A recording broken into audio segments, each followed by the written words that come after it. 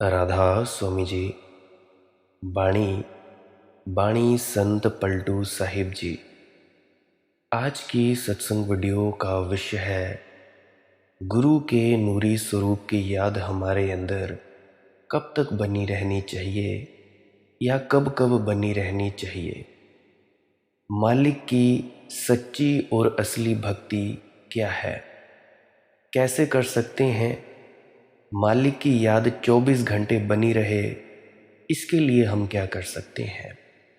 तो चलिए इसी विषय के संदर्भ में आज की सत्संग वीडियो आरंभ करते हैं। गुरु प्यारी सत्कारयोग सत्संगत जी, आप सभी के चरणों में कोटि कोटि प्रणाम। क्योंकि आप लोग मुझे सुनने आए, आप लोग मुझे सुनते हो तो मुझे कुछ चंद शब्द बोलने का मौका मिलता है। तो चलिए अपने अपने गुरु महाराज को याद करते हुए आज की सत्संग वीडियो को सुनने की कृपा करें। बाणी है, रह चरण चित लाए, एक से और न जानी, जगत करे उपहास, पिया का संग न छोड़े। प्रेम की सेज बिछाए, मेहर की चादर ओढ़े, ऐसी रहनी रह तजै, जो भोग बिलासा, मारे भूख प्यास याद संग चलती श्वासा। पलटू साहिब जी की वाणी है। प्यारी साथ संगत जी, आदमी 24 घंटे में घड़ी भर मंदिर में चला जाता है या किसी सत्संग सेंटर में चला जाता है, सेवा के लिए चला जाता है डेरों में, या अपने ही सत्संग सेंटर में सेवा लगी हो वहाँ पे चला जाता है। वीरवार बुधवार या संडे वाले दिन, एतवार वाले दिन सत्संग सुन आता है, मस्जिद में चला जाता है, गुरुद्वारा चला जाता है, घड़ी भर बैठकर पढ़ लेता है, जप जी का पाठ कर लेता है, कि गीता पढ़ लेता है, कि कुछ शब्द गा लेता है, कि कुरान की आयतें दोहरा लेता है। सोचता है व्यक्ति चलो भगवान से निपटे, अब संसार में लगे। 23 घंटे संसार में दौड़ता है, 1 घंटा परमात्मा को दे देता है। ये कोई भक्ति की तो बात नहीं। भक्त तो 24 घंटे अहिर्निश परमात्मा की याद में डूबा हुआ होता है। और ऐसा भी नहीं कि भक्त संसार से भाग जाता है, संसार के सारे कामों को करता रहता है, जैसे कोई एक्टर एक्टिंग करता हो पर्दे के सामने। क्योंकि परमात्मा ने भेजा है तो उसका काम तो पूरा कर देना है, लेकिन कर्ता भाव नहीं लाता। मैं कर रहा हूँ ऐसा भाव नहीं करता, वह करवा रहा है तो करता जाता है। गृहस्थी दी तो गृहस्थी, बच्चे दिए तो बच्चों का पालन पोषण करता है। दुकान चलवाता है परमात्मा तो दुकान चला लेता है। कबीर साहिब जी को आपने सुना होगा, क्या काम करते थे। संत नामदेव जी, संत रविदास जी, ऐसे ही बहुत से संत महात्मा हुए हैं जो काम धंधा करते थे, लेकिन भीतर अहिर्निश 24 घंटे पाठ चल रहा है, स्मृति चल रही होती है, उनके अंदर सुरती चल रही होती है। सोते जागते याद उसकी ही बनी होती है, संसार की हर अवस्था में, लेकिन याद उसकी ही तरफ लगी हुई होती है। अब तुम लोगों में और एक संत में क्या फ़र्क होता है?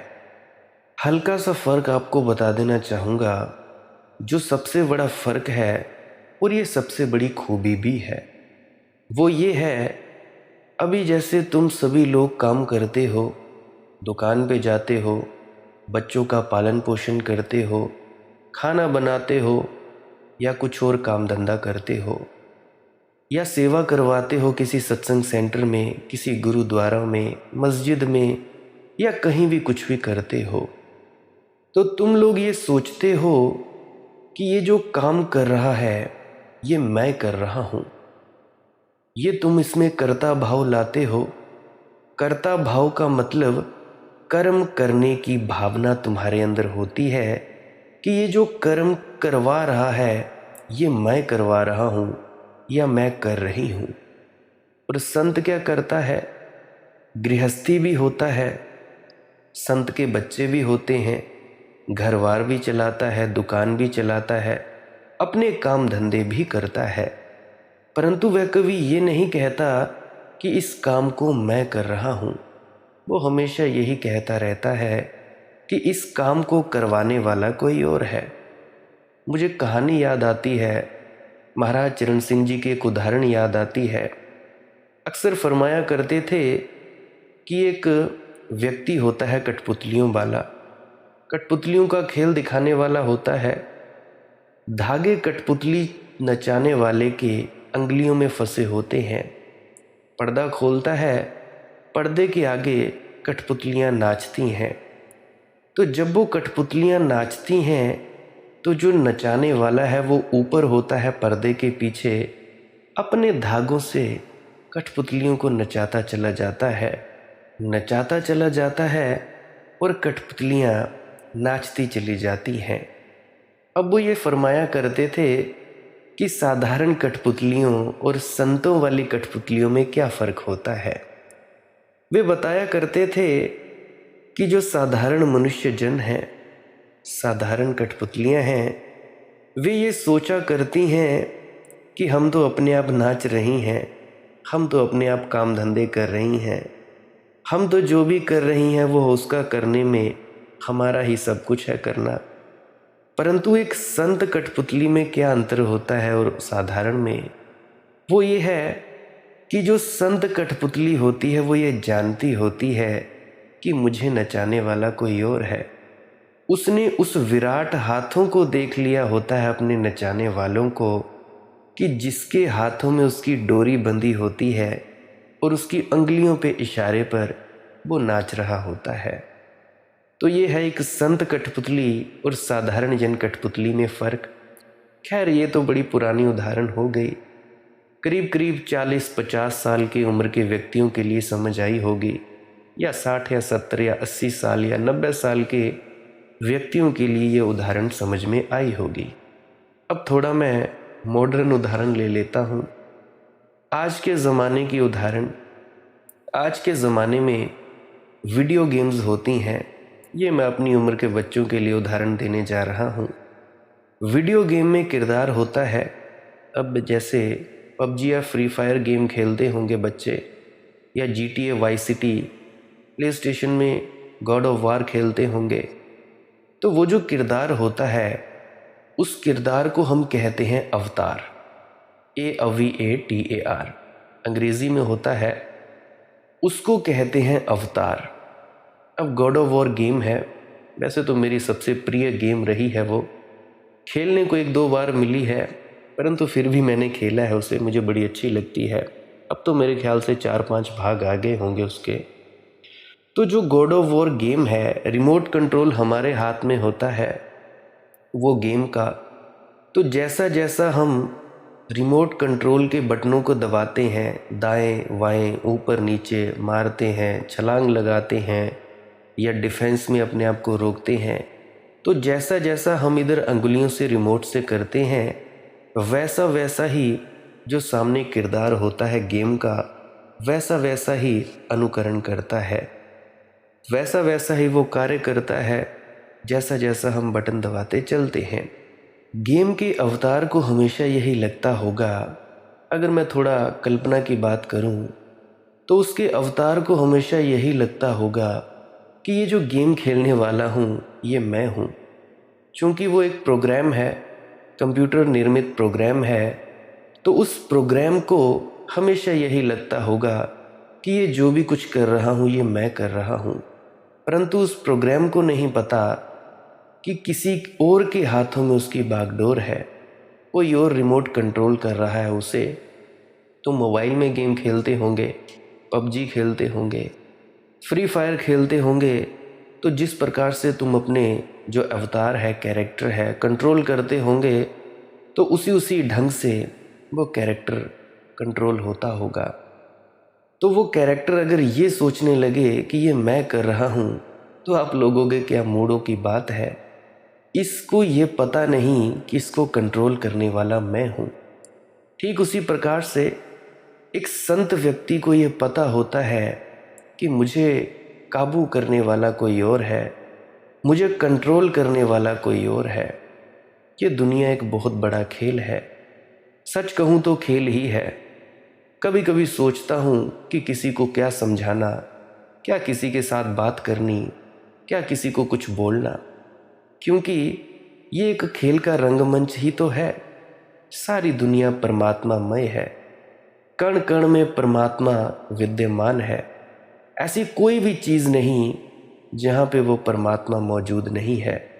अच्छे में भी वही है, बुरे में भी वही है, साधु में भी वही है, संत में भी वही है, चोर में भी वही है, बेईमान ठग लुटेरों में भी वही है।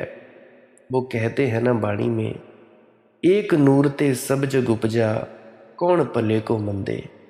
अगर एक ही नूर से, नूर यानी प्रकाश, अगर एक ही प्रकाश पुंज से पूरा ये जगत का फैलाव हुआ है, तो किसको हम अच्छा कहें, किसको बुरा कहें, हमें ये समझ नहीं आता। तो कभी कभी मैं सोचता हूँ कि किसी को समझाने का फ़ायदा भी क्या। जिसने समझना हो वो समझ लेगा, जिसने नहीं समझना हो लाख दफ़े क्यों ना समझाया जाए वो नहीं समझेगा। परंतु फिर भी परमात्मा मेरा एक उपयोग ले रहा है, मेरा उपयोग ले रहा है। ऐसा भी कहना गलत होगा कि मेरा उपयोग ले रहा है। ऐसा कहना ठीक होगा कि परमात्मा ही बोल रहा है, परमात्मा ही बोल रहा है और परमात्मा अपने ही यंत्र का प्रयोग कर रहा है, जिसको हम इंटरनेट कह दें, यूट्यूब कह दें। और परमात्मा, ये बात सुनकर आपको बड़ा ही अचंभा होगा, परमात्मा अपने आप को ही समझा रहा है। अगर मैं परमात्मा हुआ तो तुम सब भी तो परमात्मा ही हुए ना। मैं और आप अलग कैसे हुए। सच कहूँ तो जब बुद्धि के तल पर आता हूँ तो ये बातें थोड़ा बोलनी थोड़ी आसान हो जाती हैं, इशारे करने आसान हो जाते हैं। परंतु जब उस तल पे चला जाता हूँ जिस तल पे वो है, एक ही एक है, पलटू एक ही एक है, दूसर नाही कोई, दादू दूजा कोई नहीं, दूजी मन की दौड़, एक ही तो है। तो जब उस तल पे चला जाता हूँ तो मेरे अंतर से एक भावना उठती है कि क्यों बोलता फिरता है। फिर एक और भावना उठती है कि जो बोल रहा है उसको बोलने दो। ये मेरा बुद्धि का तल है, इसमें आत्मा और परमात्मा अलग अलग बातें बोल रहा हूँ। परंतु जब पूर्ण उसमें विलीन हो जाता हूँ, फिर ये बात होती है, मुझे पता लगता है कि मेरा समझाना फिजूल है। परंतु दूसरी तरफ ये भी बात बड़ी अच्छी लगती है कि परमात्मा खुद बोल रहा है, अपने ही यंत्र का प्रयोग कर रहा है, इस मनदीप नाम के शरीर का उपयोग कर रहा है और अपने दूसरे यंत्र का प्रयोग कर रहा है यूट्यूब के, और अपने आप को ही समझाए जा रहा है। देखो ये बातें बुद्धि की समझ से परे हैं। हो सकता है आप लोग कंफ्यूज हो जाएं, आपको ये बात समझ ना आए कि कहना क्या चाह रहा हूँ। फिर भी इस बात की चिंता मत लेना कि समझ आती है या नहीं आती है, कोई चिंता मत लेना। तुम सब मस्त हो जाना। ये जो आनंद की, अमृत की वर्षा हो रही है, इस वर्षा को तुम लोग पी लेना। चुपचाप तुम लोग सुनते ही रहना और अपने शून्य अवस्था में चले जाते रहना। शून्य अवस्था में चले जाओगे, फिर तुम्हें पता लगेगा कि मैं कहना क्या चाहता हूँ। ये ऐसे ही है जैसे कई दफ़ा उदाहरण देता हूँ, कोई पानी के विषय में तुम्हें बार बार बताता रहे, ब्लैक बोर्ड पे लिखता रहे पानी ऐसा होता है, वहाँ से निकलता है, पानी की तासीर ये होती है वो होती है, पर तुम लोगों को लगी हो प्यास, तुम लोगों को प्यास लगी हो और मैं बकवासबाजियाँ करता जाऊँ तो तुम लोग मेरा सर नहीं फोड़ोगे तो और क्या करोगे, सर ही फोड़ोगे। और तो कुछ करोगे नहीं। तो मैं कहना क्या चाहता हूँ, तुम बोलोगे भाई पानी लाओ, क्या करेंगे तुम्हारा ये लेक्चर सुनकर। परंतु तुम ये बात कभी नहीं कहते कि भाई ये शास्त्रों के लिखा लिखी पढ़ा पढ़ी ये कथाओं का वाचन क्यों कर रहे हो, हमें तो उस अमृत को पीना है। ये बात तुम लोग कभी नहीं कहते। तुम लोग बस कह जाते हो सुनने, चले आते हो, कभी नहीं कहते कि हमें भी वो रस मिले, हमें भी वो अमृत रसपान हो। तो आप सभी से विनम्र मेरी प्रार्थना है, अगर किसी को मेरी बातें समझ में ना आए तो कृपया करके सिर्फ सुन लिया करें, सुन लिया करें और अपने आनंद में डूब जाया करें। तो मैं बात कर रहा था कठपुतलियों की, कि भाई संत कठपुतलियों को पता होता है कि हमें चलाने वाला कोई और है। साधारण मनुष्य को पता नहीं होता कि हमें चलाने वाला कोई और है। वो सोचती हैं कि हम खुद से नाच रही हैं। तो जब वो ये सोचती हैं कि हम खुद से नाच रही हैं, उनका ये सोचना मात्र ही मैं कहा जाता है, अहंकार कहा जाता है। जैसे ही उनका ये भ्रम टूट जाता है कि हम खुद नाच रही थीं, जैसे ही ये सोच मिट जाती है, वैसे ही उसको पता लग जाता है कि हमें नचाने वाला कौन है। हमें नचाने वाला कौन है, उसकी याद 24 घंटे बनी रहती है। संत कबीर कहते हैं, जैसे पनिहारिन पानी भरकर घर की तरफ चलती है, सिर पर मटकी संभाले है, 2 और 3 मटकियां संभाले हैं, हाथ भी नहीं लगाती मटकियों का, सहेलियों से बातें करती चलती है, गीत गाती चलती है, गपशप करती चलती है। ये सब गपशप भी चलती है, राह पर चलना भी पड़ता है, मटके सर पर भी हैं, फिर भी उसका ध्यान तो मटकों को संभाले रखता है। मुझे नहीं लगता आजकल कोई कुओं से पानी भरता होगा। हिमाचल में, ऊपर वाले हिमाचल में तो मुझे पता नहीं, पर जब मैं 4ठी 5वीं 6ठी कक्षा में होता था तब मैंने भी बहुत पानी भरा है कुओं से। अब की मुझे पता नहीं, क्योंकि आप सभी शहरों के वासी होंगे चुनिंदा लोग हिमाचल के मुझे सुनने वाले, तो उनको ये बात पता होगी कि सर पर गागर लेकर चलना पड़ता था। मैं अब कई दफ़ा अपनी माँ को देखा करता था, इतनी चढ़ाई चढ़ते थे, बिल्कुल जैसे खाई होती है, बीच में खाई में कुआं खोदा हुआ था और वहाँ से लेकर आना। चढ़ाई चढ़ती थी मेरी माँ और बिना हाथ लगाए सर पर घड़ा और ऊपर चढ़ाई चढ़ के घर तक पहुँचा देती थी। मैं बहुत हैरान होता था। कभी कभी तो जो गोबर का टोकरा उठाते हैं वो भी सिर पर लेकर जाती थी, तो बिना हाथ लगाए चलती थी। मैंने कई दफ़ा कोशिश की थी उसको भी करने की, कर नहीं पाया था। गोबर का जो टोकरा होता है, मुझे तो हाथ ही लगाना पड़ता था। खैर ये तो दूसरी बातें थी। बात कर रहा था मैं पनिहारिन की। वो गीत गाती है, गपशप करती है, सब कुछ करती है, फिर भी उसका ध्यान मटकों को संभाले रखता है। पूरे वक्त सुरती तो उसकी मटकों में लगी रहती है। जैसे माँ सोती है रात, तूफान उठे, आंधियाँ चले, आकाश में बादलों की गर्जना हो, उसकी नींद नहीं टूटती। उसका छोटा सा बच्चा ज़रा सा गुनगुनाए और उसकी नींद टूट जाती है। क्यों? एक सुरती बनी है। रात की नींद में भी उसे याद है कि छोटा बच्चा है। रात की नींद में भी उसे याद है कि छोटे बच्चे की ज़रूरतें हैं। रात की नींद में भी प्रेम का धागा बंधा है। आंधी आती है तो नींद नहीं टूटती, बादल घुमड़ते हैं तो नींद नहीं टूटती, बिजली कड़कती है तो भी नींद नहीं टूटती। लेकिन ये छोटा सा बच्चा ज़रा कुनमुनाता है कि नींद टूट जाती है। एक सुरती का धागा भीतर बंधा है। जैसे पनिहारिन अपनी मटकियों में ध्यान को रखती है, करती है और सब काम करती है, लेकिन ध्यान मटकी में लगा रहता है। जैसे माँ अपने बच्चे में ध्यान को रखती है, ऐसा भक्त संसार में रहता है लेकिन ध्यान परमात्मा में रखता है। ध्यान परमात्मा में रहता है, भक्त संसार में रहता है।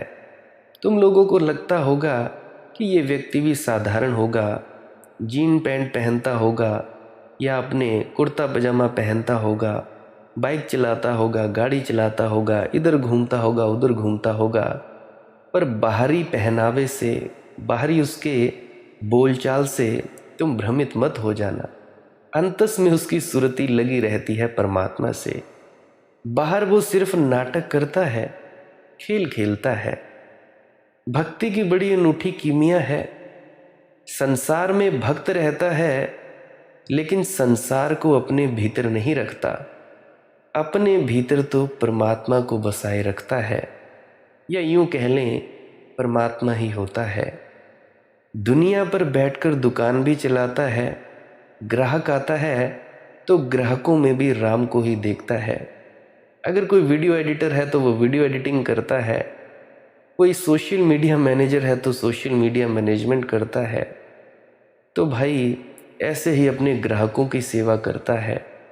राम की थोड़ी सेवा का मौका मिला तो कर देता है, पर यहाँ भी राम है, वहाँ भी राम है।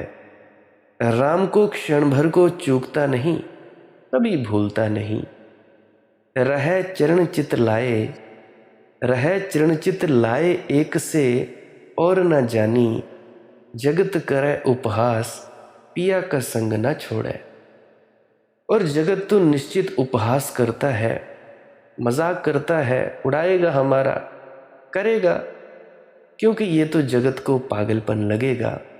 ये क्या बात है, किसके याद में लगे हो, ये किसकी धुन बजा रहे हो, कैसा परमात्मा, कहाँ प्रमाण है। कुछ काम की बातें करो, कुछ और धन कमा लो, थोड़ा और पद बढ़ा लो, थोड़ा और बड़ा मकान बना लो। ये सब बातें तो संसार कहता है, बिल्कुल ठीक। बाबा नानक को उनके पिता ने बड़ी कोशिशें की कुछ काम में लग जाए, कुछ काम धंधा करे। स्वभावतः प्रत्येक पिता चाहता है कि बेटा कुछ करे, कमाए धमाए। किसी ने सलाह दी कि इसको कुछ रुपए दे दो, खरीदने भेजो, कुछ सामान खरीद लाए, कुछ बेच लाए, ले जाए, व्यापार करे। कुछ लगेगा काम में तो ठीक, नहीं तो यह खराब हो जाएगा। ये धीरे धीरे साधुओं के सत्संग में खराब हुआ जा रहा है। कुछ रुपए देकर उन्हें भेजो। जाते वक्त कहा कि देख, लाभ का ख्याल रखना नानक, क्योंकि लाभ के बिना धंधे में कोई अर्थ नहीं है। तो बाबा नानक ने कहा ठीक है जी, ख्याल रखूंगा। वे दूसरे दिन घर वापस आ गए।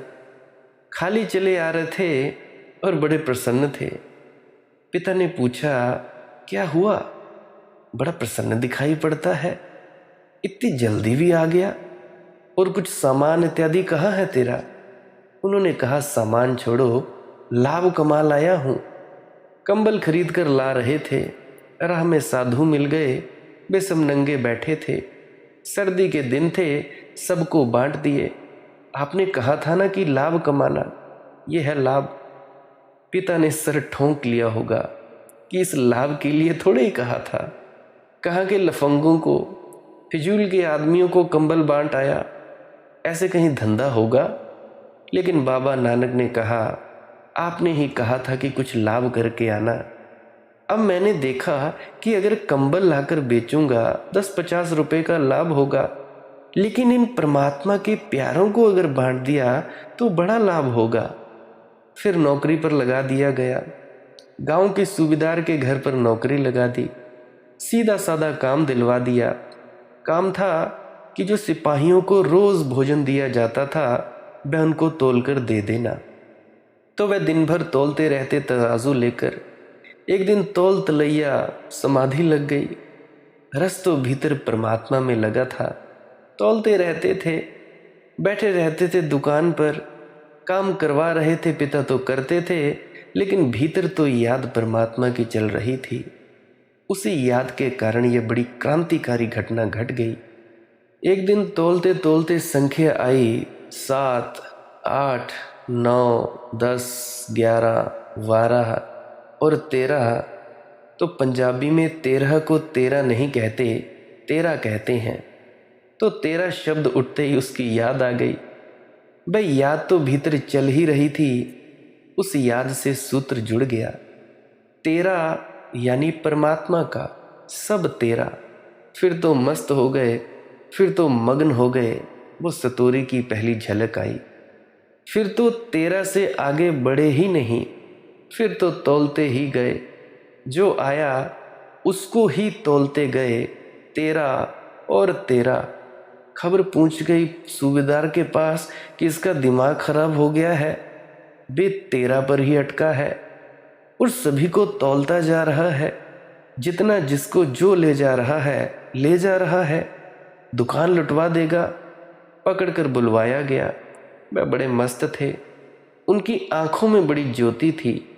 पूछा, ये तुम क्या कर रहे हो भाई? उन्होंने कहा, आखिरी संख्या आ गई, अब इसके आगे संख्या ही क्या। तेरा के आगे अब और जाने को जगह कहाँ है, बाकी तो मेरे का फैलाव है। तेरे की बात आ गई, खत्म हो गया मेरे का फैलाव। अब मुझे क्षमा करो, मुझे जाने दो। आज जो मज़ा पाया है तेरा कहकर, अब उसको चूकना नहीं चाहता। अब तो 24 घंटे तेरा ही तेरा करूँगा। उसका ही सब है, वही है। आज मेरा मेरा गया, आज तो तेरा ही हो गया। एक शब्द है, उस शब्द के कुछ बोल हैं कि तेरे तो वगैरह बाबा नानका, तेरा तेरा किसी ने नहीं तो लिया। तेरे तो वगैर बाबा नानका, तेरा तेरा किसी ने नहीं तो लिया। स्मरण जैसे जैसे तुम्हारा सघन होगा, जगत तो उपहास करेगा। लोग तो हंसे, लोगों ने कहा नानक पागल हो गया है। जगत करे उपहास, पिया का संग न छोड़े। प्रेम की सेज बिछाए, मेहर की चादर ओढ़े। दुनिया हंसी करे करेगी ही, इसे स्वीकार कर लेना। इससे अन्यथा की आशा भी मत करना। ऐसा होता ही रहता है सदा, ऐसा ही होगा आज भी कल भी। दुनिया उपहास ना करे तो समझना कि कुछ भूल हो रही है। दुनिया तुम्हारा मजाक ना उड़ाए, तुम्हें पागल ना कहे तो समझना कि कुछ भूल हो रही है। अभी तक तुम पूरी तरह से उसमें लीन होना शुरू नहीं हुए। लाओ त्सु ने कहा है, जब मैं कुछ सत्य की बात कहता हूं तो लोग हंसते हैं, उपहास करते हैं, तब मैं निश्चित समझ जाता हूं कि जो मैंने कहा वह सत्य ही होना चाहिए। अगर वह सत्य न होता तो लोग उपहास क्यों करते? मुझे एक बात याद आ रही है। एक संत फकीर थे, महात्मा भगवान दीन। वे मुझसे बोले कि जब भी मैं लोगों को ताली बजाते सुनता हूँ, बड़े प्यारे वक्ता थे, तो मैं दुखी हो जाता हूँ, क्योंकि जब लोग ताली बजा रहे हैं तो मैंने ज़रूर कोई गलत बात कही होगी। जो लोगों तक की समझ में आ रही है वह गलत ही होनी चाहिए। लोग इतने गलत हैं। वे बड़े नाराज़ हो जाते थे जब उनके बोलने में कोई ताली बजा दे। बड़े नाराज़ हो जाते थे कि मैंने कोई ऐसी गलत बात कही कि तुम ताली बजाते हो। लोग तो ताली बजाकर प्रसन्न होते हैं, सुनकर प्रसन्न होते हैं कि ताली बजाई जा रही है। वे बड़े नाराज़ हो जाते थे। वे कहते थे, मैं बोलूँगा ही नहीं, अगर ताली बजाई तो अभी रुक जाऊँगा। तुमने ताली बजाई मतलब कि कुछ गलत बात हो गई। लाओ त्सु ठीक कह रहा है कि अगर लोग उपहास न करते तो मैं समझ लेता कि यह सत्य होगा ही नहीं। सत्य का तो सदा उपहास होता है, क्योंकि लोग इतने असत्य हैं, लोग झूठे हैं, इसीलिए सत्य पर हंसते हैं, हंसकर अपने को बचाते हैं। उनकी हंसी आत्मरक्षा है। जगत करे उपहास, पिया का संग न छोड़े।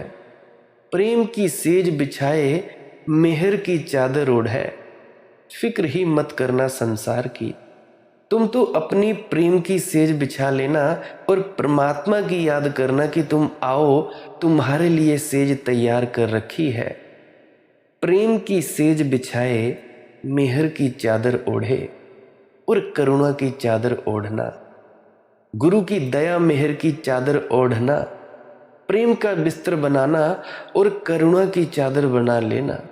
संसार के प्रति करुणा रखना, दया भावना रखना, परमात्मा के प्रति प्रेम रखना, बस ये दो चीज़ें सद जाएं। हंसने वालों के प्रति करुणा रखना, नाराज़गी मत रखना। परंतु तुम लोग क्या करते हो?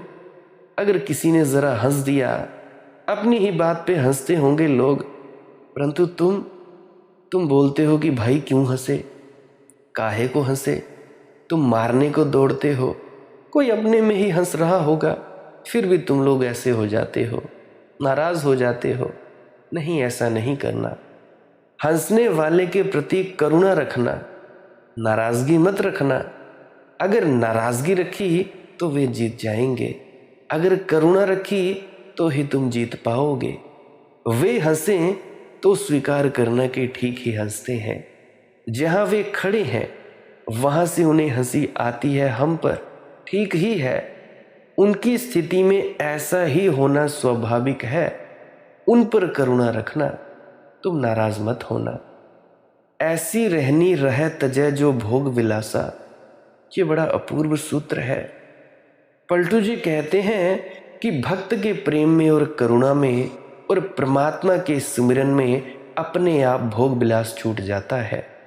तुम लोग फिक्र करते हो काम को कैसे छोड़ें, क्रोध को कैसे छोड़ें, लोभ को कैसे छोड़ें, मोह को कैसे छोड़ें, अहंकार को कैसे छोड़ें। अरे भैया, तुम परमात्मा के सुमिरन में ही लग जाओ ना, अपने आप ही भोग विलास छूट जाएगा। ऐसी रहनी रहे तजय जो भोग विलासा, भोग विलास छोड़ना ना पड़े, छूट जाए, ऐसी रहनी रहे। कई दफ़ा तुमको मैं खुद की उदाहरण बताता हूँ, क्योंकि दूसरों का तो मुझे क्या पता, अपने अनुभव से बताता हूँ। क्या मैं शराबी नहीं था? क्या मैं व्यभिचारी नहीं था? क्या मुझ जैसा व्यक्ति मांस, अंडे, शराब आदि का सेवन नहीं करता था? ये नशे नहीं करता था? करता था। परंतु ऐसी रहनी रहे, ऐसी रहनी रहे, उस परमात्मा की ऐसी दया मेहर और कृपा होती है, सब छूट जाता है। ये सस्ते नशे कौन करता है? अब तो वही है कि नाम खुमारी नानका, चढ़ी रहे दिन रात। अब तो वो खुमारी है जो चढ़ी रहती है। ये तो वो खुमारी है जो एक बार चढ़ जाए, ये कभी नहीं लहती, कभी नहीं गिरती। तो मुझे छोड़ना नहीं पड़ा, छूट ही गया। तो मैं तुम लोगों से कहता हूँ, तुम लोग सिर्फ इसकी फिक्र करना कि तुम लोग ध्यान में बैठे हो। तुम लोग बस ध्यान करना, काम, क्रोध, लोभ, मोह, अहंकार की फिक्र ही मत करना। काम वासना में उतर जाओ, कोई बात नहीं, ठीक है। क्रोध हो जाए, कोई बात नहीं, ठीक है। लालच में आ गए, कोई बात नहीं, ठीक है। किसी के मोह में फंस गए, कोई चिंता की बात नहीं है। अहंकार आ गया, कोई चिंता की बात नहीं है। ये 5 विकार आ गए, तुम लोगों को खुद को नीचा समझने की कोई ज़रूरत नहीं है। तुम लोग बस एक बात याद रखना, हमने भजन सिमरन करना है, हमने ध्यान में उतरना है, हमने घड़ी 2 घड़ी, घंटा 1.5-2 घंटा बस उसकी याद में बैठना है। करना क्या है? कुछ भी नहीं करना होता भाई, चुपचाप मौन होकर बैठ जाना होता है। तुम लोग इसकी फिक्र में पड़ना। तुम लोग क्यों लड़ने झगड़ने लग जाते हो अपनी ही वासनाओं से, अपनी ही शक्तियों से? काहे को लड़ने झगड़ने लग जाते हो? अब तुम्हारे घर पे एसी लगा हो, एसी लगा हो, तेज लगा हो, कमरे में तुम्हारे में हो गई ठंड, तो क्या तुम एसी तोड़ने में लगोगे? अगर सर्दियों का मौसम हो, हीटर लगा लिया है, गर्मी होने लगी, तो क्या तुम उस हीटर को फोड़ दोगे? नहीं, तुम सिर्फ बंद कर दोगे, स्विच बंद कर दोगे। अगर पूरे घर की बिजली गुल करनी हो, मीटर ऑफ कर दो। उसी प्रकार से ये काम, क्रोध, लोभ, मोह, अहंकार, ये जो विकार हैं, इन तक ऊर्जा ही मत पहुंचने दो। ऊर्जा कैसे पहुंचती है इन तक? सोच विचार से। सोच विचार कहाँ से आती है? जो देखते हो, सुनते हो, बोलते हो, सोच विचार पैदा होती है। तुम लोग वो कार्य करो ही मत। शुरू में थोड़ा आप संयम में रहो, बाद में जब तुम ध्यान में पूरी तरह से मगन हो जाओगे, फिर चाहे कोई कितना मर्जी नंगा नाच नाचे, तुम लोगों को फर्क नहीं पड़ने वाला। मुझे याद आती है कहानी महात्मा बुद्ध की। बैठे थे, जंगल में चांदनी रात थी, पूर्णिमा की रात थी, कुछ कुछ दिखाई देता था। उनको ऐसा प्रतीत हुआ कि कोई तो गुजरा। थोड़ी देर बाद कुछ 3-4 मर्द लोग आए, पुरुष आए, पूछने लगे कि महात्मा, क्या आपको यहाँ से कोई स्त्री गुजरती हुई दिखी जिसने वस्त्र नहीं पहने थे? महात्मा बुद्ध कहने लगे, हाँ गुजरा तो था कोई, मुझे ये भी नहीं पता कि उसने वस्त्र पहने थे या नहीं पहने थे, और मुझे ये भी नहीं पता कि वो स्त्री थी या पुरुष थी। इस बात का कहना बड़ा मुश्किल है। ये होता है असली संतत्व, साधुत्व, ये होता है बुद्धत्व, ये होती है असली परम अवस्था कि कोई कपड़ों पहने है या बिना कपड़े पहने है, क्या फर्क पड़ता है? वासना उठती ही नहीं, फर्क ही नहीं पड़ता। तो जब तक तुम उस अवस्था तक नहीं पहुंच जाते, तुम अपने जो तुम्हारे जो भी गुरु हैं, गुरु की इतनी उच्च कोटि की अवस्था तक नहीं पहुंच पाते, तब तक ज़रा थोड़ा संयम रखो अपनी इंद्रियों पर। आंखों पर संयम रखना, कानों पर संयम रखना, जुबान पर, ये जितने भी तुम्हारे महसूस करने के अंग हैं इनको ज़रा संयम रखना। तब तक बनाए रखना जब तक अंदर डुबकी नहीं लगा ली। और सबसे ज़्यादा एक बात पर ध्यान देना कि तुम लोग सिर्फ बैठो, कोई बात नहीं, विचार आते हैं आने दो, क्या ले जाते हैं तुम्हारा। अब बच्चे घर में उपद्रव करते हैं, अब इसका क्या मतलब बच्चों को तुम मार दो? देखो, मन का काम है भागना, भागने दो इसको। कितनी देर भागेगा बेचारा, आखिर शक्ति तो तुमसे ही लेगा ना। अब एक साइकिल है, साइकिल छोड़ो, साइकिल तो कोई कोई चलाता है।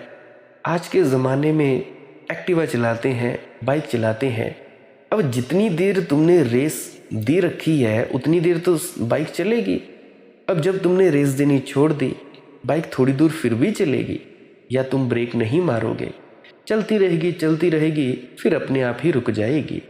तुम लोग ध्यान में बैठते हो, भजन सिमरन में बैठते हो, बड़े बोलते हो कि भाई विचार तंग करते हैं, ऐसा होता है वैसा होता है। अरे भाई, तुम लोगों ने अभी रेस देना बंद किया है, अभी कुछ देर तो मन भागेगा। एक ही दिन में बैठते हो और बोलते हो कि जी मन शांत नहीं हुआ, ऐसा नहीं हुआ वैसा नहीं हुआ। अरे भाई, तुम लोग 9 महीने तो लगे थे तुम लोगों को पेट से बाहर आने में, या पहले ही दिन बाहर आ गए थे? तो अगर 9 महीने तुम्हें बनने में लगे तो क्या तुम थोड़ा देर इंतज़ार नहीं कर सकते? अभी बहुत सी महिलाएं हैं जो मुझे बताती हैं कि 20-20 साल नामदान लिए हो गए थे, अभी 2.5 साल से हमारी तरक्की होनी शुरू हुई है। कुछ कहती हैं दादियाँ कि अभी 2.5-3 महीनों से हमारा बढ़िया तरक्की होनी शुरू हुई है। अरे थोड़ा तो वक्त लो, वक्त तो लगता है ना। उपदेश पर चलोगे, चलकर जो तुम प्रैक्टिकल करोगे, अभ्यास में उतारोगे मेरी बातों को, गारंटी के साथ कह सकता हूँ कि भाई अगर तुम लोग अभ्यास करोगे, जैसा जैसा बताता हूँ वैसा वैसा करोगे, पूरी तरह से तुम लोग कामयाब हो जाओगे। नहीं तो क्या फ़ायदा, नहीं तो तुम वैसे के वैसे ही रहोगे। मेरे चाहे 40,000 जन्म नामदान लेके बैठे रहो तब भी नहीं कुछ होने वाला। जब तक सत्संग नहीं सुनोगे, सत्संग में बताए गए उपदेश पर नहीं चलोगे, तब तक कुछ नहीं होने वाला। नामदान तो ले लिया, अब इसका करोगे क्या? बंदूक खरीद ली, लाइसेंस ले लिया, गोलियां भी खरीद ली, अब चलानी आती नहीं, करोगे क्या? पता भी लग गया किसी से, 1-1.5 घंटे में बता दिया किसी ने कि कैसे चलाते हैं, गुरु ने बता दिया कि नाम कैसे जपते हैं, कैसे साधना करनी है। उसके बाद क्या, निशाना कैसे साधना है, किस प्रकार से, कौन कौन सी, थोड़ा वक्त तो लगता है ना, एक्सपीरियंस लगता है। साइकिल चलाना सीखते हो तो एक्सपीरियंस लगता है, अनुभव की बात है। बाइक चलाना सीखते हो, एक्टिवा चलाना सीखते हो, या जो भी स्कूटी चलाना सीखते हो, भाई वक्त तो लगता है ना। तो उसी प्रकार से ये मत कहा करो अजी 3 दिन हो गए कुछ हुआ नहीं। क्या हो जाए भाई, तुमने जो 12 साल की पढ़ाई कर रखी है, 10+2 पास कर रखी है, उसमें भी तो भाई 12 साल लगे। अगर तुम ढंग से कर लोगे ना, मेरे ख्याल से मैंने 3 साल पहले बोलना शुरू किया था, तो जिन्होंने 2.5 साल पहले मुझे सुनना शुरू किया, अगर उनकी 2.5 साल में तरक्की हुई है तो क्या तुम लोगों की नहीं होगी? जो तुम लोग मुझे 3-4 महीने से सुन रहे हो, सुनते जाओ और करते जाओ। सुनते जाओ, करते जाओ। मैं तुमसे कोई पैसा थोड़ा ना मांग रहा हूँ कि भाई मुझे पैसा दो, कि भाई मुझे इतने रुपए दो, मेरा इतने रुपए का लेक्चर है, इतने रुपए का सत्संग है, इतने रुपए का मेरा शिविर है। नहीं, फ्री में चीज़ मिल रही है। मुझे लगता है तुम लोगों को फ्री की चीज़ की कदर नहीं होती। जो चीज़ें महंगी महंगी होगी उनकी तुम्हें कदर होती। अगर मैं एक एक सत्संग का रेट लगाता 10-10 हज़ार रुपया या 3-3 हज़ार डॉलर्स, तब तो तुम बड़ी जल्दी खरीद लेते। अभी फ्री में मिल रही है, कोई लेता नहीं। क्या करूं, मेरा भी कोई कसूर नहीं। परमात्मा की लीला अपरंपार है, मालिक की मौज है। तो मैं ये कह रहा था कि भाई अपने विचारों से तंग मत हुआ करो, आने दिया करो। कोई बात नहीं, कितने दिन तंग करेंगे? 5 दिन, 10 दिन, 40 दिन, 50 दिन। तुम लड़ने लग पड़ते हो कि इन विचारों को पहले शांत कर दूं। तुम अपना सिमरन भजन नहीं करते, तुम पहले सोचते हो कि इन विचारों को ही शांत कर दूं। अब टब में मिट्टी से घुला हुआ पानी है। अब जो मिट्टी से घुला हुआ पानी है, अब तुम उसको हाथ से नीचे थोड़ा ना बिठाओगे। टब को खाली छोड़ दो 2-3 दिन के लिए, खाली छोड़ दो, अपने आप मिट्टी नीचे बैठ जाएगी, पानी ऊपर रह जाएगा। अब तुम्हारे कमरे में धूल जमी है, झाड़ू जमाया, झाड़ू तुमने फेरा तो ऊपर ऊपर धूल जम गई, पूरे कमरे में धूल उड़ रही है। क्या तुम हाथों से धूल नीचे बिठा सकते हो ज़मीन पर? नहीं बिठा सकते। क्या कर सकते हो? पानी छिड़क सकते हो, या तुम बाहर बैठ सकते हो कुछ देर, आधा पौना घंटा, अपने आप धूल नीचे बैठ जाएगी। तो काहे की फिक्र करते हो कि विचार उठते हैं, भावनाएं उठती हैं, वासनाएं उठती हैं तो उठना बंद हो जाएंगी। तुम लोग बस अपना काम करो। अब झाड़ू फेर के धूल उड़ी कमरे में, तो तुम झाड़ू फेरना तो नहीं बंद कर देते? अपने कमरों में झाड़ू देना तो नहीं बंद कर देते? देते हो, रोज़ देते हो। पोछा लगाते हो, रोज़ लगाते हो। तो ये भी भाई एक तरह का झाड़ू ही है। जो भी तुम ध्यान करते हो, ध्यान से मिलता विलता कुछ नहीं है। परंतु फिर ध्यान का मतलब क्या है? ध्यान के जरिए तुम सिर्फ अपने विचारों को हटाते हो। ध्यान ही वो प्रक्रिया है जिससे तुम्हारे विचार हटते हैं। अब तुम लोग करने लगे ध्यान, जपने लगे 5 नाम, 2 नाम, 3 नाम, ओम नमः शिवाय, जय राम जी की, राधे राधे, राधे कृष्णा, 3 नाम जप लिए, जपने लगे, विचार और उठने लगे, झाड़ू लगने लगा। तो भाई विचार उठेंगे ना, बाहर जाएंगे विचार। तो इतनी चिंता मत लिया करो। अब तुम्हारे अंदर अगर काम वासना पैदा हुई है तो तुमने दवाई थी तभी उठी ना। क्रोध उठा है, तुमने दबाया था तभी उठ गया, नहीं तो कहाँ से होता। अब अपनी बात करता हूँ, मेरे में प्रेम था, भगवान ने मुझे अपनी दौलत बख्शी, प्रेम उठ गया। अगर मेरे में और वासनाएं होती तो वो उड़ जाती। हाँ, एक बात है, गुस्सा ज़रूर उठा था मुझ में। झूठ क्या कहना आप लोगों से, क्योंकि झूठ कहने का मेरा कोई मतलब भी नहीं है। जब मैंने शुरू में साधना करनी शुरू की थी तो गुस्सा बहुत तेज़ उठता था मुझे। किसी दिन मैं नहीं कर पाता था तो बहुत तेज़ गुस्सा आता था। तो याद रखना, अगर तुम लोगों को भी बहुत तेज़ गुस्सा आए तो अपना ध्यान करना मत छोड़ना, साधना अभ्यास करना मत छोड़ना। रोज़ 10-10, 20-20 मिनट ज़रूर बैठा करो। 10-10, 20-20 मिनट नहीं तो 5 मिनट बैठा करो, रोज़ बैठा करो। ये ना बैठने के कारण तुम्हारे अंदर गुस्सा पैदा होता है, क्योंकि जो शक्ति जगा ली तुमने अपने भीतर, कहीं तो जाएगी ना। या तो काम वासना में जाएगी, या तो क्रोध में जाएगी, या लालच में जाएगी, या अहंकार में जाएगी, या मोह में जाएगी। तो इस ऊर्जा को कंट्रोल करने के लिए या तो तुम्हारा होना चाहिए प्रेम गुरु से। अगर प्रेम नहीं है तो भाई इन विकारों में तो जाएगी ही जाएगी। तो इन विचारों में जाने से रोकने के लिए क्या करना है? चुपचाप बैठ जाना है मौन होकर। रोज बिना नागा ध्यान के लिए बैठो, भजन सिमरन के लिए बैठो। मैं कहता हूँ भोग विलास छोड़ना नहीं पड़ता, छूट ही जाता है। तो बाणी है इनकी कबीर पलटू साहिब जी की, माफ़ करना कबीर साहिब जी बोलने लग पड़ा, शायद मस्ती में ज़्यादा चला गया। तो बाणी है पलटू साहिब जी की, ऐसी रहनी रहे तजा जो भोग विलासा, कि भोग विलास छोड़ना ना पड़े, छूट जाए ऐसी रहनी रहे। परमात्मा की याद जिसके जीवन में भरी है, उसको कहाँ भोग विलास की याद रह जाती है। वह तो परम भोग भोग रहा है। अब तो छोटे मोटे भोग की बात ही कहाँ, हीरे बरस रहे हैं तो कोई कंकड़ पत्थर बीनता है, अमृत बरस रहा है तो कोई नाली के गंदे पानी को भरकर घर लाता है, जहाँ फूलों की वर्षा हो रही है वहाँ कोई दुर्गंध समेटता है, जहाँ सच्चा सुख मिल रहा हो वहाँ क्षण भंगुर सुख की कौन चिंता करता है। ऐसी रहनी रहे तजा जो भोग बिलासा, परमात्मा की मस्ती में रहे, परमात्मा के आनंद भाव में रहे, परमात्मा के प्रेम में रहे और जगत के प्रति करुणा से भरा और सुरती की धारा बहे। बस फिर अपने आप ऐसी रहनी पैदा हो जाती है, जीवन का ऐसा ढंग, जीवन में ऐसी चर्या पैदा हो जाती है कि भोग विलास अपने आप छूट जाते हैं। छोड़ने नहीं पड़ते, छोड़ने पड़े तो बात ही गलत हो गई। तुम लोग सोचते हो शराब छोड़ देंगे या जर्दा छोड़ देंगे या मांस मछली छोड़ देंगे, ऐसे नहीं छूटेगा भैया। कुछ तो इसे मन को चीज़ पकड़ानी होगी बढ़िया। छोड़ने पड़े तो घाव रह जाएंगे, छूट जाए तो बड़ा स्वास्थ्य और बड़ा सौंदर्य होता है।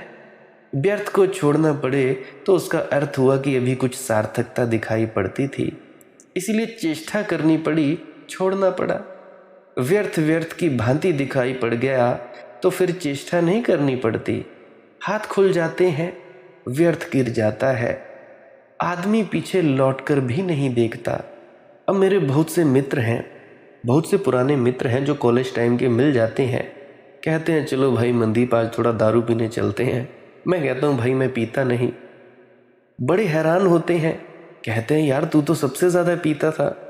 मैं कहता हूँ अरे भाई क्या कहूँ, क्या बताऊँ, पहले ही इतना नशा है, वो क्या कम है जो ये सस्ते नशे से अपना नशा उतारूँ। बड़े हैरान होते हैं। तो आदमी पीछे लौट कर नहीं देखता। मैं अपने अदमब की बात इसीलिए कहता हूँ क्योंकि दूसरों का मुझे क्या पता, अपनी ही बात कहूँ तो ज़्यादा बढ़िया रहेगी और तुम सबको भी ऐसे ही प्रेरणा मिलेगी कि ध्यान में उतरो, ये सब नशे वगैरह सब छूट जाएंगे। कोई भी तुम में गंदी आदत है छूट ही जाएगी। बस चुपचाप मौन होकर बैठना सीखो। एक दिन में नहीं फलित होगा, 2 दिन में नहीं होगा, धीरे धीरे वक्त लगता है। एक वृक्ष को बनने में कितने साल लगते हैं देखो, काट कर गिरा देने में कितने वक्त लगता है। आज तो ऐसी ऐसी मशीनें हैं कि 1 मिनट में काट कर फेंक देती हैं। 25-30 साल का वृक्ष, आम का पौधा 1 मिनट में नीचे, बढ़ने में टाइम लगता है। बच्चा जब बनता है तो 9 महीने में बनता है, जब मरता है 1 सेकंड में मर जाता है। एक क्षण में एक्सीडेंट हुआ कि हार्ट अटैक हुआ।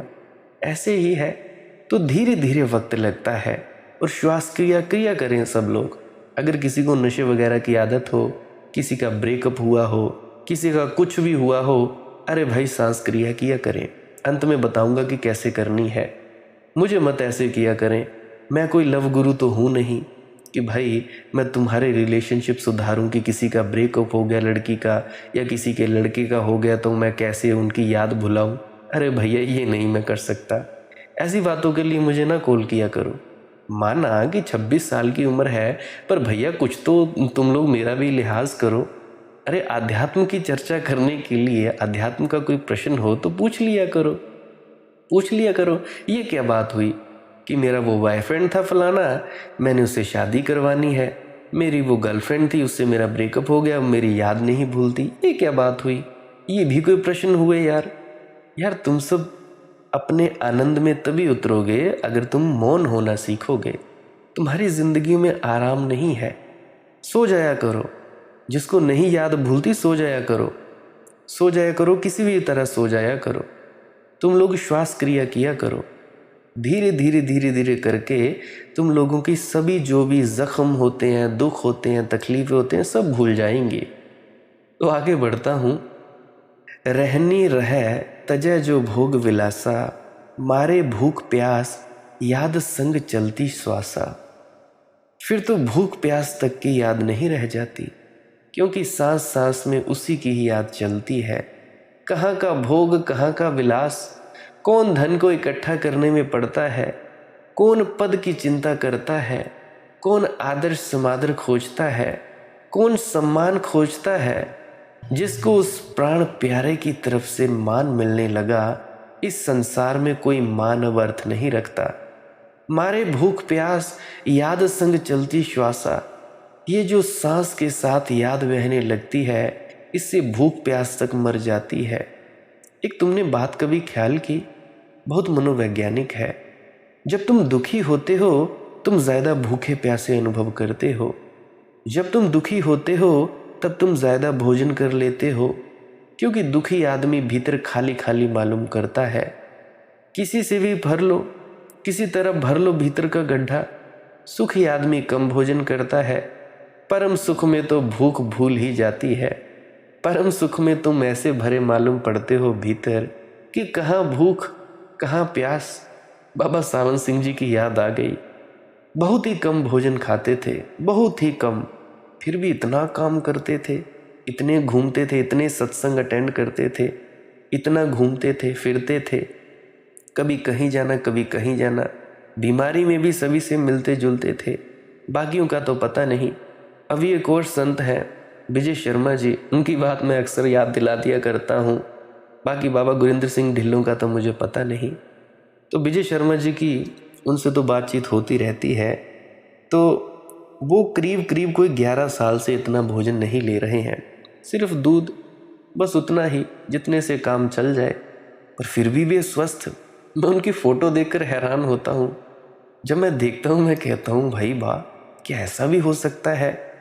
नहीं तो होता है कि अगर कोई व्यक्ति खाना वगैरह छोड़ दे तो उसका शरीर कमज़ोर हो जाता है, परंतु नहीं, वो तो फिर भी बड़े स्वस्थ हैं, उनको कोई ज़रूरत ही नहीं है।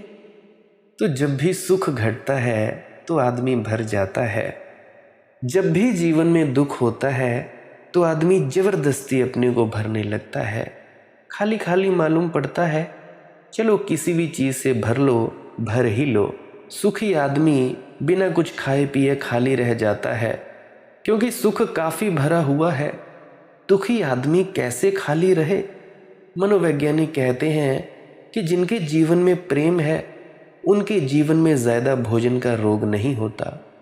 जिनके जीवन में प्रेम नहीं है वे ज़्यादा भोजन करने लगते हैं, वे प्रेम की कमी भूख से पूरी करने लगते हैं। जो प्रेम से मिलना चाहिए था वह भोजन से ही पूरा करने लगते हैं। और इसके पीछे राज है। बच्चे का जो पहला अनुभव है इस जगत में, वह भूख का और प्रेम का एक साथ है, जुड़ा हुआ है। माँ से ही उसको प्रेम मिलता है और माँ से ही दूध मिलता है। तो पहला जो अनुभव है उसको, उसमें प्रेम और भोजन जुड़ा होता है, संयुक्त होता है। वह जोड़ इतना गहरा है कि फिर भूलता नहीं। इसीलिए तो तुम जब किसी के प्रति प्रेम प्रकट करना चाहते हो तो भोजन पर बुलाते हो। क्यों? आखिर प्रेम प्रकट करने के लिए भोजन पर बुलाने की ज़रूरत क्या है? ज़रूरत है क्योंकि भोजन और प्रेम दोनों साथ जुड़े हैं। जिसको तुम भोजन पर बुला लेते हो वह प्रेमी हो जाता है, मित्र हो जाता है। लोग अक्सर ये अनुभव करते हैं कि जब उन्हें किसी दूसरे से कुछ काम की बात निकलवानी हो तो उसे भोजन करने के लिए होटल ले गए या घर ले गए। जब दोनों भोजन करते होते हैं, बात करते हैं, तब आसान होता है मामला तय कर लेना।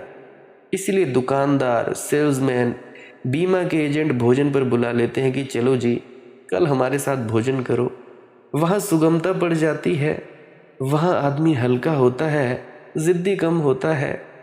तुमने ये देखा कि लोग रात को अक्सर सोने के पहले, जिनको रोज़ रोज़ आदत होती है, अगर एक गिलास गर्म दूध पी लें तो नींद बड़ी अच्छी आती है। क्यों? वह गर्म दूध उन्हें फिर छोटा बच्चा बना देता है। दूध गर्म, वह बचपन याद आ जाता है। माँ से दूध पहली दफ़ा मिला था, गरम गरम दूध मिला था और प्रेम भी मिला था। उस प्रेम और दूध से भरकर वह गहरी नींद सो जाता है। मुझे भी याद है, आज से कोई 5 साल पहले हमने भी अपने, जो मेरा अपना घर था, गाय भैंसें रखी हुई थी, तो मुझे भी नींद नहीं आती थी। बचपन से ही लेकर अब गाय भैंसों का दूध पीकर बड़ा हुआ था। तो जब मैं, शायद कॉलेज टाइम की बात है, मुझे इतना खास याद नहीं, तो 5-6 साल पहले की बात है, तो मेरी दादी जी गए, मेरे दादी जी मर गए, तो उनके बाद कौन गाय भैंस पाले। जो मेरे चाचा चाची थे उनका तो इतना ही प्रेम कि वो देते नहीं थे, तो हमारे घर से तो दूध चला गया। तो मुझे भी नींद नहीं आती थी। अपने अनुभव से बात करता हूँ, दूसरे के अनुभव से मुझे क्या लेना देना। तो भोजन और प्रेम का बड़ा गहरा संबंध है। तो जब तुम्हारे जीवन में भोजन बढ़ जाए बहुत, तो समझना कि कहीं प्रेम की कमी पड़ रही है। तो प्रेम की कमी तुम भोजन से पूरी कर रहे हो। अक्सर ऐसा होता है कि जो माँ बच्चे को प्रेम करती है, वह बच्चा बहुत दूध नहीं पीता। वह हजार झंझटें खड़ी करता है दूध पीने में। समझाना पड़ता है, बुझाना पड़ता है, माँ को बार बार घेर कर लाना पड़ता है कि फिर पी ले। कुछ यहाँ वहाँ की बात करनी पड़ती है, चिड़ी काँव बनाने पड़ते हैं, और वह दूध नहीं पीता, वह फिक्र नहीं करता। जब प्रेम है तो उसे भरोसा है कि जब चाहिए दूध मिल जाएगा। प्रेम में एक श्रद्धा है, भरोसा है। लेकिन अगर माँ बच्चे को प्रेम न करती हो, समझो नर्स हो, माँ ना हो, जैसे कि बहुत सी माएँ नर्सें ही हैं, माँ तो कभी कभी कोई एक होती है। अगर माँ बच्चे को प्रेम न करती हो, जबरदस्ती मान लिया अब ये हो गया पैदा तो ठीक है, किसी तरह खींच रहे हैं, चाहते तो नहीं थे, कहाँ की झंझट सिर पर आ गई। अगर ऐसी माँ हो तो बच्चा उसका स्तन छोड़ता ही नहीं, क्योंकि उसे डर लगता है कि अभी छोड़ दिया तो पीछे मिलेगा दूध की नहीं मिलेगा। इसका कुछ पक्का भरोसा नहीं है, श्रद्धा नहीं पैदा होती। अक्सर प्रेम की कमी होने के कारण बच्चे ज़्यादा भोजन करने लगते हैं। शुरू से ही एक अनुपात है, तो कहते हैं ऐसी रहनी रह तजय जो भोग बिलासा, मारे भूख प्यास याद संग चलती श्वासा। कि भाई ऐसी रहनी रहे, ऐसी प्रभु की याद गूंजती रहे भीतर, कि उससे ऐसा भरा पूरा रहे कि भूख प्यास मिट जाए। अब ये फ़र्क बड़ा हुआ, एक तो उपवास करना और एक उपवास का अपने आप हो जाना। हमारे पास दो शब्द हैं, दोनों के अलग अलग अर्थ हैं, लेकिन हमने इन दोनों शब्दों को साथ जोड़कर बड़ी खिचड़ी कर दी है। एक शब्द है अनशन और एक शब्द है उपवास। इसके बारे में मैं कल की वीडियो में चर्चा करूंगा कि क्या व्रत करने से परमात्मा मिल जाता है, तो इसके बारे में मैं कल चर्चा करूंगा। आज बहुत टाइम हो गया है और वैसे भी अब मुझसे बोला नहीं जा रहा है, बड़ी कठिनाई से बोल पा रहा हूँ, फिर भी माफ़ी चाहता हूँ अगर नहीं बोल पाया। और तो आज का सत्संग यही समाप्त होता है। जो कुछ मैंने कहना था वो कह दिया, इस पर ही अमल कर लो तो बहुत है, मुझे बड़ी खुशी होगी। अगर कोई किसी का प्रश्न है तो कृपया पुरानी सत्संग वीडियोज़ में अवश्य ढूंढ लीजिएगा। प्रार्थना है मेरी आपके चरणों में, पुरानी सत्संग वीडियोज़ अवश्य सुन लिया करो। और मेरी विनम्र प्रार्थना है कि मुझे ऐसे प्रश्न मत पूछा करो कि मेरा ब्रेकअप हो गया, मैं भूलना चाहता हूँ या भूलनी चाहती हूँ, या मेरी शादी करवा दो, ऐसा हो जाए, मेरा मुकदमा जितवा दो। मेरी आपके चरणों में विनती है, ऐसे मत किया करें, क्योंकि और भी बहुत से लोग बैठे होते हैं कतार में, जिनकी सच में कोई दिक्कतें परेशानियां होती हैं, जो सच में कुछ प्यास रखते हैं, तो उनको भी थोड़ा वक्त दे दिया करो। बाकी अगर ज़्यादा बोल गया तो गुस्ताखी माफ़। और भजन सिमरन किया करें, श्वास क्रिया किया करें। भजन और सिमरन क्या है? सिमरन है कुछ शब्दों का जाप करना और अपने सद्गुरु की याद में बैठ जाना। कुछ शब्दों का जाप करना जो भी आपको आपके सद्गुरु द्वारा दिए जाते हैं। अपने अपने गुरु महाराज की याद में बैठ जाओ और जो जो उन्होंने शब्दों का जाप दिया है करते जाओ। ये गृहस्थ के लिए है, करते जाओ, फिर आपका मन हो जाएगा एकाग्र। मान लीजिए आपने आधा पौना घंटा किया या 15 मिनट किया। जब 15 मिनट किया तो 15 मिनट के करने के बाद आपने ये बंद कर देना है। क्यों बंद करना है? क्योंकि अगली सीढ़ी पर उतरना है, अगली सीढ़ी पर जाना है। अगली सीढ़ी है शब्द धुन सुनने की, प्रकाश देखने की। चुपचाप मौन होकर बैठ जाना है, कुछ नहीं करना है। दोनों आंखों के मध्य में अंधेरी की तरफ देखते रहना है। कोई जोर जबरदस्ती नहीं करनी है देखने की कुछ, कि कुछ दिखे या ना दिखे, बस ऐसे ही सहजता से बैठे रहना है। कुछ नहीं करना है, बस आराम से मौन में बैठे रहना है। तो अगर कभी किसी को शब्द, धुन और प्रकाश दिखाई सुनाई पड़ जाए तो उसकी तरफ देखते देखते उसमें लीन हो जाना है।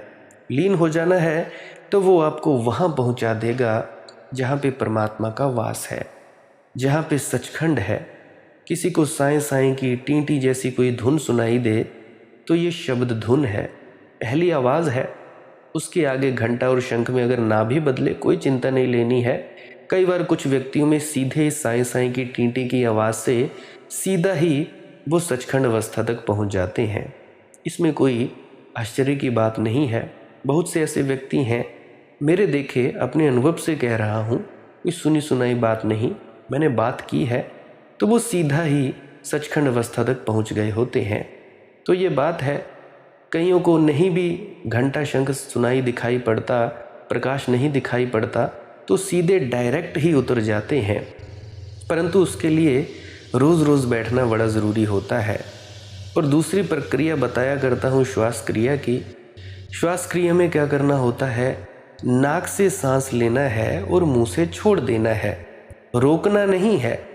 बहुत से होंगे जो सांस रोकने में लगे हुए होते हैं। नहीं भैया नहीं, जैसे साधारण सांस लेते हो, नाक से सांस लिया, मुंह से लिया, ये थोड़ा अलग से बता दिया मैंने। अब जैसे तुम सारा दिन सांस लेते हो, नाक से ही लेते हो, नाक से ही छोड़ देते हो, तो आधा पौना घंटा आपने लंबे लंबे श्वास लेने हैं। नाक से लिया, फेफड़ा भर गया, पेट भर गया और मुंह से छोड़ दिया। इस प्रकार से करना है, रोकना नहीं है। रोकने की कोई ज़रूरत नहीं है। ये कोई योग प्राणायाम थोड़े ना है, बस सांसों की गहराई तो बढ़ानी है। जब ये 15 से 20 मिनट कर लोगे, फिर चुपचाप होकर बैठ जाना है, मौन बैठ जाओगे। अपने आप ही इस प्रक्रिया के माध्यम से भी प्रकाश दिखाई दे सकता है, शब्द धुन सुनाई दे सकती है। बाकी मालिक की मौज है। आप लोगों ने बस ये प्रक्रिया करते जाना है। नींद ना आती हो किसी को, वो भी ये प्रक्रिया कर सकते हैं। डिप्रेशन के शिकार हो, और जो बच्चे कहते हैं, मेरी उम्र के ही कहते हैं कि भाई लड़के ने छोड़ दिया, लड़की ने छोड़ दिया, वो भी यह कर लिया करे, उनका भी कुछ दर्द कम हो जाएगा।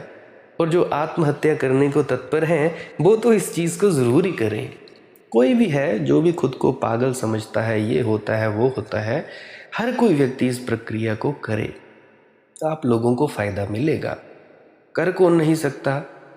जो प्रेग्नेंट लेडीज़ है वो इस प्रक्रिया को बिल्कुल ना करें, और जो दिल की बीमारी के पेशेंट्स हैं या सांस की बीमारी के, वो 1-2 बार करके देखें, 1-2 सांसें लेके देखें। अगर दिक्कत परेशानी महसूस हो, फिर आप इसको कभी ना करें, फिर चुपचाप मौन होकर बैठ जाया करें। यही मेरी आप लोगों से विनती है। अगर आप जी को ये प्रक्रिया करते करते वाइब्रेशंस हो, कंपन हो शरीर में, शरीर कांपे, मरने का डर लगे, ये सब सहज है, इसकी चिंता नहीं लेनी है। शरीर में ऊर्जा घूमती है, कहीं भी घूमती है, कोई चिंता नहीं लेनी है। बस आपने करते ही जाना है, करते ही जाना है। कुछ नहीं होता, कोई नहीं मरता। मैं आपके सामने आज भी बात कर रहा हूँ, 26 साल की उम्र हो गई है तो बात ही कर रहा हूँ आप लोगों से। मैं नहीं मरा, बाबा जी महाराज नहीं मरे, इतने इतने बड़े बड़े संत महात्मा नहीं मरे, तो आप लोग तो क्या ही मरोगे। कोई नहीं मरता, बस शरीर ही बदलता है। बिना कर्म के ख़त्म हुए, बिना कर्मों का लेना देना ख़त्म हुए, कोई व्यक्ति इस दुनिया से नहीं जा सकता। जिसको मुक्ति भी मिल गई है, उनको भी कर्म का फल भुगतना ही पड़ेगा, अपना प्रारब्ध कर्म भुगतना ही पड़ेगा। चाहे कोई बड़े से बड़ा संत पीर पैगंबर क्यों ना हो, उसको भी जो उसने कर्ता भाव से कर्म किए थे उसको भुगतने ही पड़ेंगे। भुगत के जाएगा, अपनी जितनी भी जिंदगी होगी वो भुगत के जाएगा ही जाएगा। शब्द कर्म की रेख कटाए, शब्द शब्द से जाए मिलाए, जैसा कि आपने वाणी में सुना होगा। सब्सक्राइब कर सकते हैं इस चैनल को अगर आप रोज़ रोज़ नए नए सत्संग सुनना चाहते हो। सत्संग का वक्त रहता है सुबह 5 बजे से लेकर 7 बजे तक।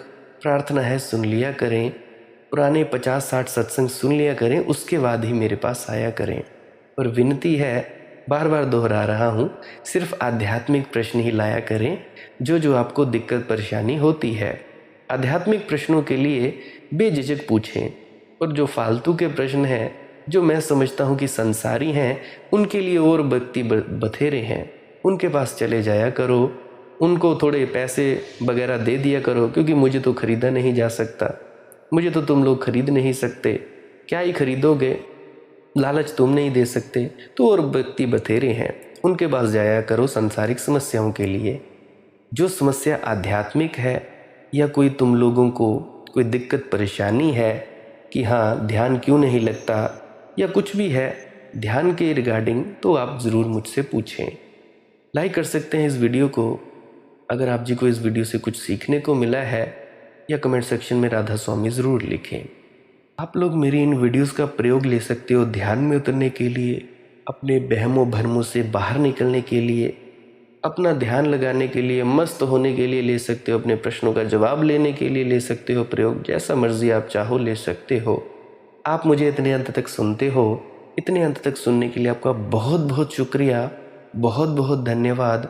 अंत में आपके भीतर बैठे परमात्मा को प्रणाम करता हूँ, मेरा प्रणाम स्वीकार करें। राधा स्वामी जी।